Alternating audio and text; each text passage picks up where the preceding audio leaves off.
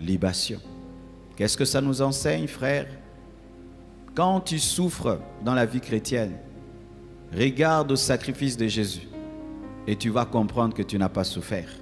Ce que tu souffres, c'est seulement de l'eau jetée sur le sacrifice de Jésus, de l'huile et du vin jetés sur le sacrifice de Jésus. Ne sois jamais orgueilleux de souffrir pour Dieu. Ne présente jamais tes souffrances. On m'a rejeté dans la famille à cause de Jésus. Je ne mange pas à cause de Jésus. J'ai perdu mon travail à cause de Jésus. Je suis pauvre parce que je ne vole pas. Je manque tout parce que je ne me prostitue pas. Mes sœurs se prostituent, elles ont l'argent. Ouais, moi je ne me prostitue pas, c'est pourquoi je n'ai qu'une cette robe. Et tu présentes ça comme des sacrifices. Ce ne sont pas des sacrifices bibliquement, ce sont des libations.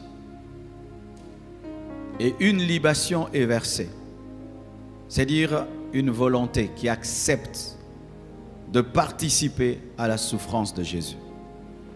Paul ne se plaignait pas de souffrir pour Jésus. Paul ne regrettait pas de souffrir pour Jésus. Paul trouvait que c'était un privilège que de souffrir pour Jésus. Paul trouvait que c'était une grâce que de souffrir pour Jésus. C'est une grâce, frère. Il y a des gens qui sont à Makala parce qu'ils ont volé. Il y a des gens qui sont à Makala parce qu'ils ont violé. Ils souffrent parce qu'ils ont péché. Mais quand tu souffres parce que tu crains Dieu, parce que tu as cru en Jésus, c'est un privilège. Ne regrettez jamais de souffrir pour Jésus. C'est une libation. Ainsi, lorsque tu lis cela, tu vas comprendre ceci, que Paul comprenait qu'il allait bientôt mourir. Il comprenait qu'il allait bientôt mourir, parce que quand il parle de libation, en soi, Paul, dans ses moments d'intimité avec Dieu, avait compris qu'on allait le tuer. Le Saint-Esprit avait dit à Paul dans la prière, tu vas mourir bientôt. Tu t'imagines ça? Dieu lui-même t'avertit et te dit que tu vas mourir bientôt. Et lui, au lieu de se plaindre, il écrit une lettre. Il dit bientôt, je vais mourir. Parce que quand il disait bientôt, il dit, le moment de mon départ approche, je sers déjà de libation. Il était déjà en train de dire que Dieu me prépare à être de l'huile, de l'eau sur le sacrifice de Christ.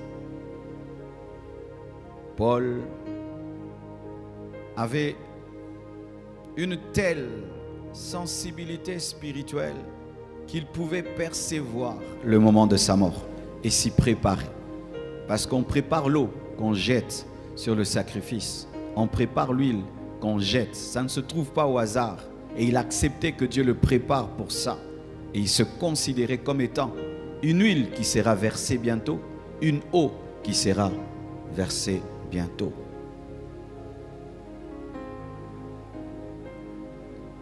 Paul était humble jusqu'au bout. Il n'a pas dit bientôt je vais servir de sacrifice, il dit de libation. Il avait gardé l'humilité. Mais voyez comment Dieu l'a utilisé. En 2 ans, il a répandu la parole dans toute l'Asie. Il a ressuscité des morts. Il a fait marcher des paralytiques. Il avait une connaissance de la parole qui dépassait même Pierre. Ceux qui ont vécu physiquement avec Jésus n'avaient pas le même niveau de connaissance que lui. Mais cet homme arrive à la fin de sa vie, après avoir fait toutes ces choses, ne considère pas cela comme un sacrifice, mais considère cela comme une libation. Il avait gardé l'humilité jusqu'au bout. Il n'était pas devenu grand à ses yeux à cause de la grandeur du ministère, des nombres d'églises, des nombres de disciples, des miracles, des révélations, des écrits. Jamais il s'est comparé à Jésus. Car pour moi, je sers déjà de libation.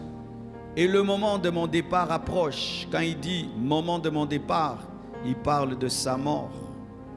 Il parle de sa mort. Ça m'a distrait, merci. Il parle de sa mort. Et donc,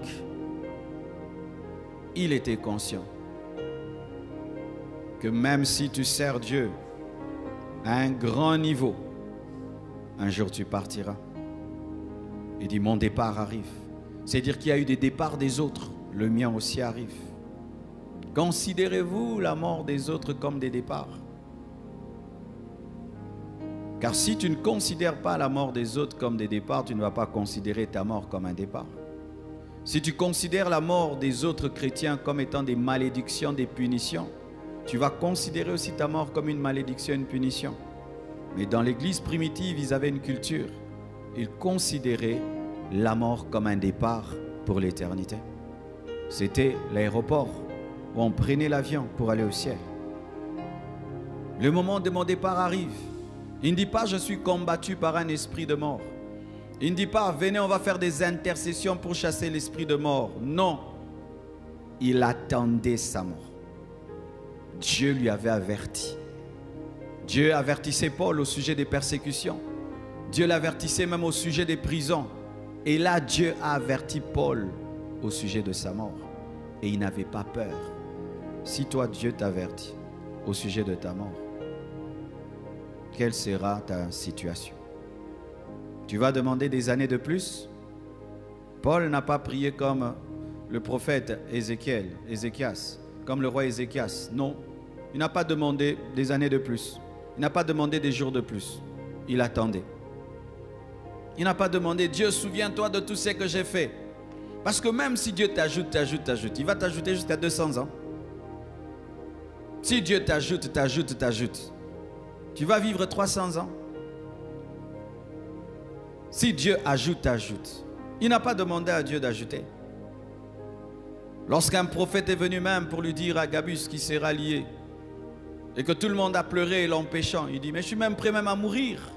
Être lié, c'est rien pour moi. C'était ça la dimension de l'apôtre Paul. Quand tu lis les épîtres, le caractère de cet homme, c'était un homme qui n'avait pas peur de la mort.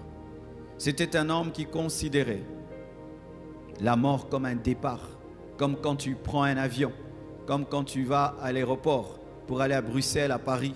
Pour lui, c'était le jour où l'avion vient pour l'amener au ciel. Il ne connaissait pas précisément le jour, l'heure de sa mort, mais il connaissait la période. Il sentait la période. Il sentait qu'il était au bout de son ministère. Il savait. Il savait. Ainsi, frère, voici une chose que cela nous enseigne. C'est que tu ne dois pas t'attacher à la vie physique. Paul ne s'attachait pas à la vie physique. Lorsqu'il a compris que bientôt ce sera la fin de sa vie physique, il était maintenant dans l'esprit. Et il était entre la vie physique et la vie spirituelle. Et c'est ce qui est arrivé à l'homme de Dieu, Alain Moloto. Alain Moloto avait su qu'il allait partir. Avait su. Et avant de mourir, il avait atteint un niveau spirituel extraordinaire. Sa femme, lorsqu'elle témoigne sur ça, il dit, il parlait une langue terrible, terrible. Et il voyait tout le temps des anges. Et commençait même à avoir pitié des gens qui allaient rester.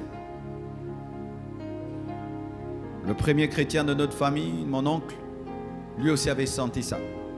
Il était tombé malade et il avait compris qu'il n'allait pas guérir. Et un jour, mon père est allé le visiter. Il a regardé mon père, il lui a dit, j'ai pitié de toi. Je te laisse dans les souffrances et le feu de cette terre. Il avait pitié de mon père, lui qui était malade, parce qu'il avait vu de l'autre côté. Frères, sœurs, il n'y a pas que la vie physique. Nous partirons un jour. Si Jésus tarde, nous aurons des départs, des départs, des départs. Mourir, c'est un départ. Si Jésus tarde, tu auras un départ aussi. Certains meurent jeunes, d'autres meurent très adultes, 50, 60 ans, d'autres meurent vieux. Mais Dieu ne nous a pas promis à tous de faire des vieux os, mais Dieu nous a promis le ciel. C'est important de le dire. Autant je prêchais beaucoup dans les deuils, je voyais des gens me poser des questions que je trouvais très enfantines. Pasteur, comment Dieu peut permettre qu'un jeune meure? Et j'aime toujours répondre, Jésus était jeune aussi. Jésus n'était pas vieux. Le Fils de Dieu est mort jeune, 33 ans. Paul annonce que sa mort ne sera pas une mort par maladie. Quand il dit que je sers de libation, il dit qu'il a annoncé qu'il aura une mort atroce, une mort brutale. Lui qui a servi Dieu dans la sainteté, qui a servi Dieu dans la pureté, Dieu lui révèle que tu vas mourir brutalement. Quelle récompense! C'est comme ça, Seigneur, que tu récompenses des gens qui te craignent. C'est comme ça que tu bénis les gens qui te craignent. Vous savez, nous devons bien étudier la vie de Paul, hein, parce que des fois, nous avons une fausse doctrine. J'appelle ça la doctrine des amis de Job. Les amis de Job avaient cette doctrine que si tu crains Dieu, tu ne souffriras pas. Et lorsque Job est tombé malade, ils lui ont dit, tu as péché. Parce que quand on craint Dieu, on ne souffre pas. Quand on craint Dieu, on ne peut pas mourir dans un crash d'avion. Des doctrines que les gens ont. Quand on craint Dieu, on ne peut pas mourir dans un accident. Quand on craint Dieu, on ne peut pas mourir d'une maladie. Quand on craint Dieu, on meurt calmement dans son sommeil, âgé de 120 ans. C'est écrit où? C'est écrit où? Paul est mort entre 65 ans et 168 ans. C'était ça l'âge de Paul. Et Dieu, quand il prie, il lui révèle, bientôt tu vas mourir et tu vas mourir brutalement. Et il écrit, il dit au revoir en écrivant, le temps de mon départ est arrivé. Peux-tu faire ça? Pour faire ça, tu dois être un homme spirituel. Pour faire ça, tu dois être sûr que tu n'as pas de problème avec Dieu. Pour faire ça, tu dois être attaché au ciel plus qu'à la terre. Pour faire ça, tu dois avoir rencontré Jésus et vécu avec lui. Les chrétiens qui n'ont pas une réelle intimité avec Dieu, si Dieu te parle ainsi, tu vas chercher toute l'église qu'on fasse une veillée de prière pour implorer la miséricorde de Dieu et pour chasser tous les sorciers de ta famille, alors que c'est Dieu qui est derrière tout ça. C'est pourquoi je vous prie, mes frères chrétiens, lisez beaucoup les livres sur l'église persécutée. Ce sont des choses qui m'ont aidé au début de ma vie chrétienne. Je lisais beaucoup des livres sur les chrétiens persécutés dans le monde. Et je lisais beaucoup sur les chrétiens en URSS en ce temps-là et les chrétiens en Chine. Et là, on te présente quelqu'un qui s'est converti aujourd'hui et qui est mis en prison et qui est mort de faim, mais dans la joie. Ou on montre quelqu'un qui a prêché, on le met en prison et on le nourrit que d'eau et il écrit des versets bibliques, tous les versets bibliques qu'il connaît sur le mur, afin de ne pas oublier la Bible. C'est quand j'avais appris qu'on peut être chrétien et on craint Dieu mais on souffre. C'est quand j'avais appris que la foi peut t'amener des persécutions et des souffrances. C'est quand j'avais appris que la souffrance n'est pas toujours le signe du péché. Des fois, c'est le signe de la sainteté. Alléluia. Parce que nous honorons seulement les gens qui ont des maisons, des voitures, ce sont eux qui ont la foi. Ce n'est pas biblique. Ce n'est pas biblique. Des fois, ceux qui ont la foi, ce sont ceux qui n'ont rien. C'est écrit dans la Bible, parlant des héros de la foi, on nous parle de ceux qui ont possédé des nations, qui ont éteint le feu, mais d'autres qui ont erré ça et là en peau d'animal, l'équilibre. La foi peut te donner des miracles, la foi peut t'amener des persécutions. La foi a fait que Paul puisse ressusciter Tychus, la même foi a fait qu'on puisse couper sa tête. C'est la parole de Dieu. La foi peut faire, tu pries, un miracle a lieu. La même foi fait qu'on te chasse du travail parce que tu refuses d'être dans la corruption. Et pendant un temps, tu ne manges pas bien. C'est aussi la parole. Alléluia. Alors, il dit, le moment de mon départ approche. Par son intimité, il peut le savoir. Il peut avoir une perception spirituelle et il n'a aucune peur de la mort. Aucun attachement physique à la vie. Et il comprend aussi. Le ministère a un début et a une fin. Le ministère a un début et une fin. Le même Dieu qui t'appelle, le même Dieu te dira, tu as fini la course, tu t'arrêtes là. Tu ne finiras pas toute l'œuvre de Dieu. Tu fais une partie et l'autre fera une autre partie. Les apôtres ont couru, ils se sont arrêtés, on a pris le relais. Et on s'arrêtera, d'autres prendront le relais. Tu dois savoir que tu es entré dans une chose qui a commencé et que tu ne finiras pas. Jésus a fini sa course. Si le Fils de Dieu a eu le début du ministère et la fin du ministère, 3 ans seulement de ministère, sache aussi que tu auras aussi la fin. Où Dieu te dit, c'est tout, tu as fini. Oh non, moi j'avais encore tel projet, C'était tes projets, mais ce n'était pas mon projet. C'est pourquoi pendant que tu es sur la terre, cherche à découvrir pourquoi Dieu t'a appelé. Tu risques de faire beaucoup de choses et tu meurs. Tu n'as pas fait même le 1/10 de ce à quoi Dieu t'a appelé. Tous les jours qui passent, le temps de ton ministère est en train de passer. Tous les jours qui passent, le temps que Dieu t'a donné pour le servir est en train de passer. Il te reste encore combien pour servir Dieu? Tu es toujours en train de présenter, je suis un bébé spirituel, Un bébé spirituel de 3 ans dans le Seigneur. Les apôtres ont fait 3 ans avec Jésus-Christ, ils ont assuré sa relève. Il y a un début du ministère, il y a une fin du ministère. Un homme de Dieu au Nigeria, le Seigneur lui dit, maintenant tu vas partir. Il dit, ok Seigneur, donne-moi seulement 1 année. J'aimerais finir certaines choses, arranger le ministère et puis tu me prends. Et Dieu est venu 1 année après, il a pris. Est-ce que tu es déjà en train de servir Dieu? Et si tu es en train de servir Dieu, tu as quelle phase de ton ministère? Tu as quelle phase de ta vie? Tu es au milieu de la course? Tu es au début de la course? Ou tu es à la fin de la course? Certains, la fin de leur course, c'est quand ils vieillissent. Mais d'autres, pendant qu'ils sont jeunes. Étienne est parti tôt, mais il avait fini. Ce n'est pas tout le monde qui va bâtir des cathédrales.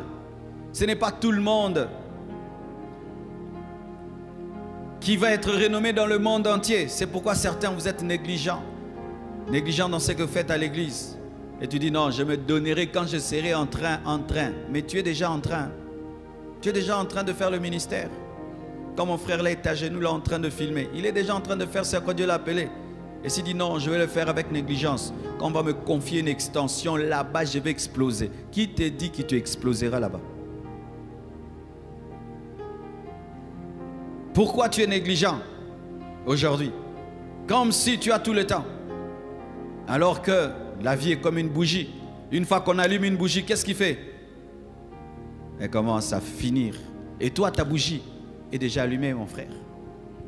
Dès le jour où tu es né, la bougie a commencé à diminuer. Dès le jour où tu as créé en Jésus, la bougie a commencé. Tu as quel niveau de ta bougie? Et qu'est-ce que tu as fait de la lumière de ta bougie? Tu as éclairé combien de gens? Tu n'en as rien fait. Tu l'as gardé dans ta chambre, c'est tout. Ta bougie n'a fait que ça. Elle n'a fait qu'éclairer que ta vie. Elle n'a éclairé personne.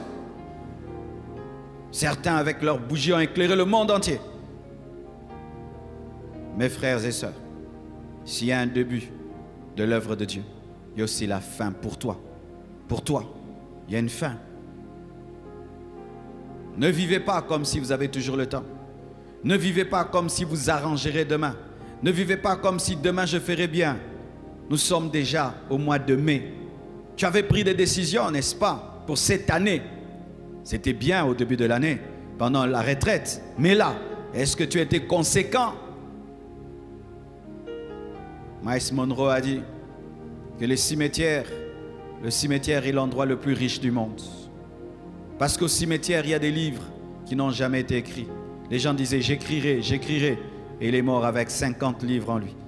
Au cimetière, il y a des chansons qui ne sont jamais sorties. Je chanterai, j'irai en studio, j'irai en studio. Il n'est jamais allé au cimetière. Il y a des projets. Je vais construire un avion, je ferai. Et il est mort, il n'a pas fait. N'enrichissez pas le cimetière. Videz-vous pendant que vous êtes vivant. Donnez le meilleur de vous-même pendant que vous êtes vivant. Et lorsque tu vas comme Paul. Il dit, j'ai achevé ma course. C'est-à-dire, Je suis vide, j'ai tout fait. Ma bougie est totalement consumée. J'ai vécu comme Dieu a voulu que je vive. Alléluia.